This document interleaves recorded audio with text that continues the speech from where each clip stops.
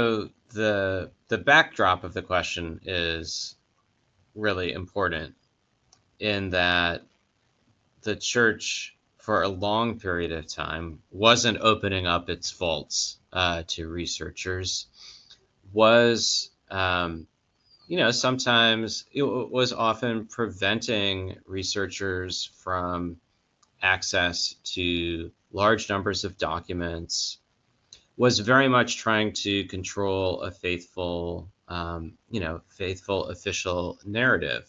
And so that obviously has bred a massive amount of distrust. So I took an interest in Mormon history late in the first decade of the 2000s. And I basically completely naively showed up in Salt Lake City ready to research the biography of Brigham Young because I'm insane. And over the span of several years, the church let me see the entirety of the Brigham Young papers, including ecclesiastical trials, material about not just Brigham Young's plural marriages, but all sorts of things in which Brigham Young was responding to other people's often messy marriages. So, I sort of showed up on the scene at a time when the church was newly open about its past.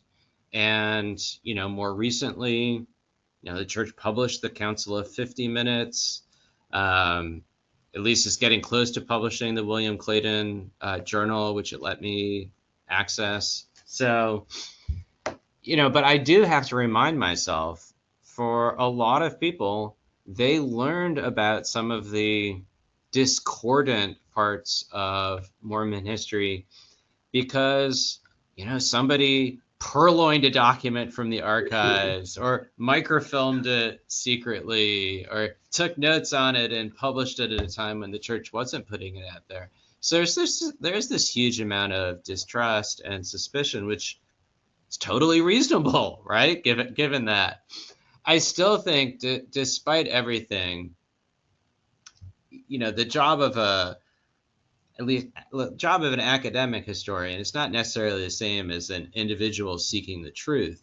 But I feel as if one wouldn't want to only look at some evidence or some witnesses. So when prior to Leonard Arrington, there's a biography of Brigham Young by Stanley Hirschson, who didn't have access to anything in Salt Lake and basically relied on, sort